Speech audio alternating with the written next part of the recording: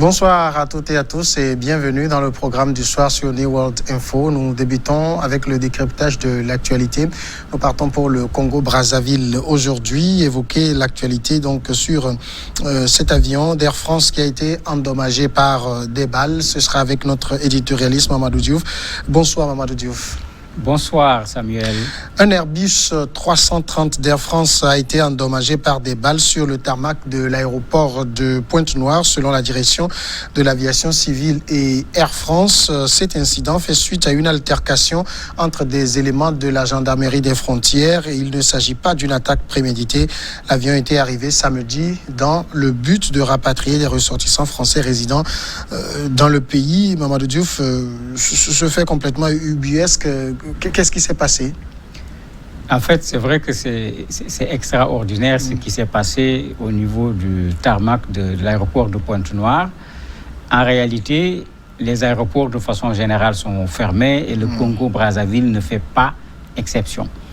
Il y a un des gendarmes qui était là-bas au niveau de l'aéroport qui, quand il a vu l'avion, est revenu sur les aéroports sont fermés, donc le principe, personne ne rentre, personne ne sort.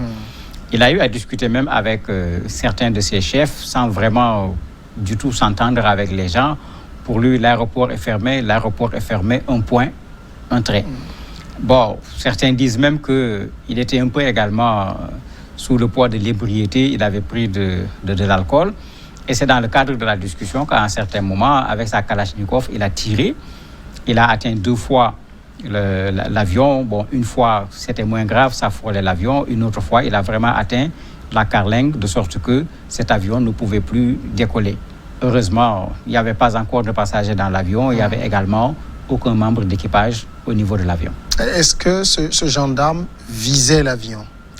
Ce n'est pas évident, puisque on aurait pu dire que le gendarme visait l'avion s'il était en dispute avec l'équipage français qui était venu, mais il discutait plutôt avec ses supérieurs. Alors que, comme on le sait, les aéroports sont fermés, c'est vrai, mais il y a toujours eu ce qu'on appelle des couloirs humanitaires quand on ferme les frontières. Même en pleine période de guerre, on réclame des couloirs humanitaires pour pouvoir faire un certain nombre d'évacuations. Et cela avait été négocié par la France. L'avion n'est pas venu pour défier la fermeture de l'aéroport. Donc, s'il était en dispute avec l'équipage français, on aurait pu comprendre que bon, c'est avec l'équipage qu'il a eu des problèmes. Peut-être il s'est énervé, il a tiré sur l'avion, mais il discutait avec ses propres supérieurs sur la question de la fermeture de l'aéroport. Les balles sont parties, les gens se posent la question, est-ce que véritablement l'avion était visé ou pas? C'est lui qui va certainement pouvoir répondre après que sera mis sur pied une commission d'enquête pour savoir dans les détails qu'est-ce qui s'est exactement passé.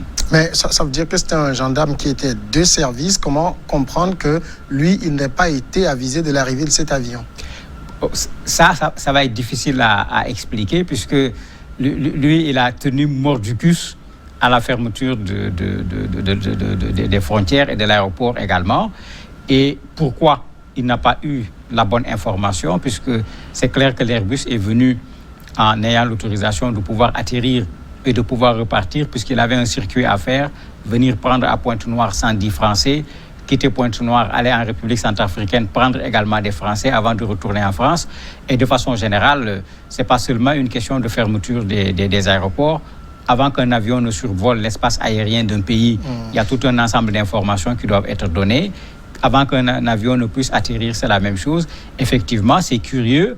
Comment se fait-il que lui qui est là pour veiller à cette fermeture de l'aéroport n'ait pas été informé au point même de vouloir ne pas respecter les ordres donnés par ses supérieurs pour laisser cet avion évacuer un certain nombre de ressortissants français? Est-ce qu'on a frôlé un incident diplomatique? On n'a pas frôlé. Ça, il faut dire que le ministre des Affaires étrangères a très bien fait de Congo-Brazzaville de parler très très tôt en présentant ses excuses pour montrer qu'il y a vraiment eu un problème et en promettant qu'il y a une commission d'enquête qui va être mise sur pied pour savoir exactement qu'est-ce qui s'est passé. Ils ont participé également à la prise en charge des Français qui devaient partir, l'avion ne pouvant plus décoller puisque l'avion a été endommagé.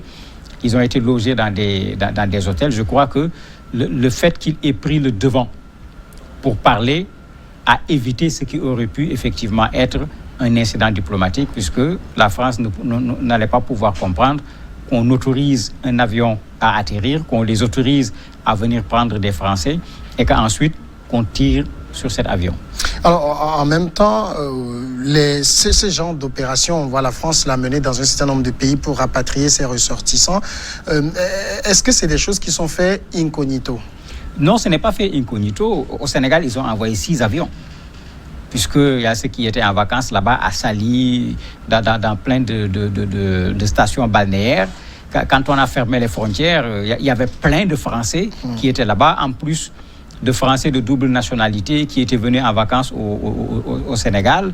Ils avaient déjà leur billet, ils sont allés même faire des attroupements au niveau de Air France, qui a été obligé de baisser les rideaux parce que les attroupements étaient interdits. Il a fallu, avec le ministère français des Affaires étrangères, négocier avec l'État sénégalais pour pouvoir faire partir 6 avions. Et malgré 6 avions, tous n'étaient pas partis. Il en restait comme il en est resté au niveau du Congo-Brazzaville. Il faut dire que la France a organisé une grosse opération pour rapatrier pratiquement 190 000 Français qui se trouvaient dans plusieurs pays, pas seulement au niveau du continent africain. Donc ce n'est pas quelque chose qui se fait incognito, puisque la France dit clairement dans ses réseaux à tous les Français qui se trouvent au niveau de Congo-Brazzaville, si vous voulez rentrer, inscrivez-vous à tel endroit, un avion est prévu, etc. Donc, au Sénégal, c'était comme ça. Les gens partaient, on les voyait aller à l'ambassade, remplir des formulaires. Ils ont même fait un tri, puisqu'ils ne pouvaient pas amener tout le monde pour voir quels sont ceux qu'il fallait envoyer en premier. Ils ont choisi, par exemple, tous qui étaient là-bas en vacances alors qu'ils travaillaient dans le domaine de la santé. Ils les ont pris en premier, les personnes de 3e âge, etc. Donc, ce n'était pas une opération faite en cachette. Bien qu'il y a toujours un peu ce reproche africain à la France qui est là. On a l'impression que la France vient prendre ces gens, les enlever du problème et puis laisser les gens se débrouiller avec le problème. Mais c'est ça la responsabilité d'un État. Le Mali vient de le faire avec un certain nombre de ses ressortissants pour les sortir d'une situation difficile. Le Sénégal l'a fait avec certains de ses ressortissants qui étaient bloqués à la frontière entre le Maroc et la Mauritanie. C'est ça également la responsabilité de nos États. Quand un Français dit qu'il veut rentrer en France, sur quelle base la France va dire à ce Français, vous ne viendrez pas, alors que c'est son propre pays. Et puis, en même temps, il y a aussi beaucoup de théories assez complotistes. On a lu plein de choses, par exemple, sur les réseaux sociaux, où les gens estiment que ces vols, ça ramène plutôt des personnes malades qu'on vient déposer dans les pays. Peut-être tout cela a participé, je ne sais pas moi, à l'exacerbation de ce gendarme. C'est clair que de façon générale, la France n'a pas la côte dans nos pays. Ça fait qu'effectivement, dès qu'il y a quelque chose qui concerne la France, bon, quand vous lisez les réseaux sociaux, parfois vous vous demandez même, est-ce que, avant de mettre en place certaines théories, est-ce que la personne prend la peine de réfléchir? On tire à boulet rouge sur tout ce qui est France, au point même de faire abstraction à la réflexion, à l'analyse, avant de faire un certain nombre de propositions.